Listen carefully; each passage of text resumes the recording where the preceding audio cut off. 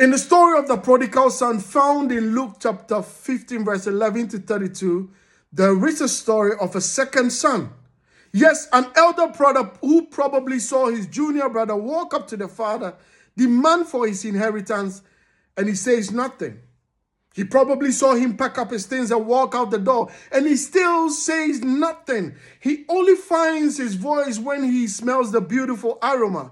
He hears the wonderful music and gets to find out that there is celebration in the house, not for him, but for his junior brother who left the father brokenhearted, who went into the world and made a mess of himself, dispensed his inheritance freely, and now is returning broken, in despair and in pain.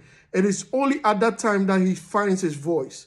A voice of disappointment, because why are they celebrating him that left and never have they celebrated me?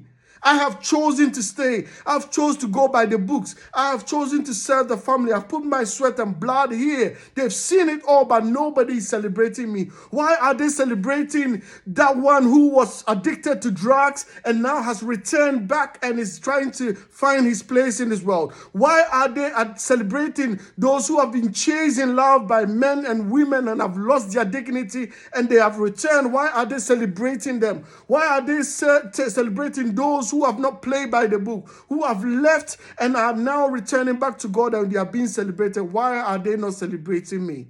You see, comparing with his brother, he had forgotten that by default, him as the elder brother who stayed now has everything.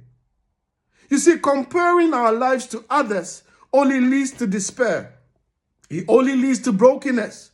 And it only leads to heartache.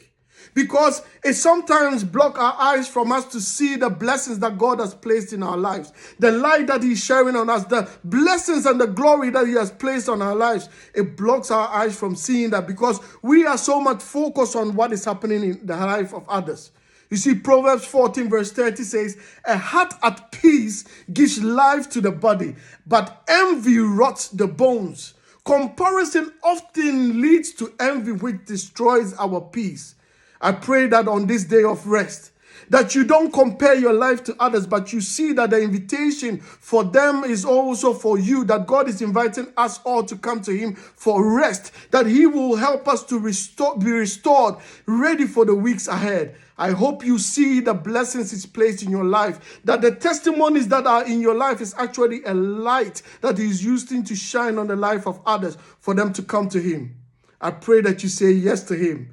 God bless you and a happy Sabbath. And if you like this, subscribe, share.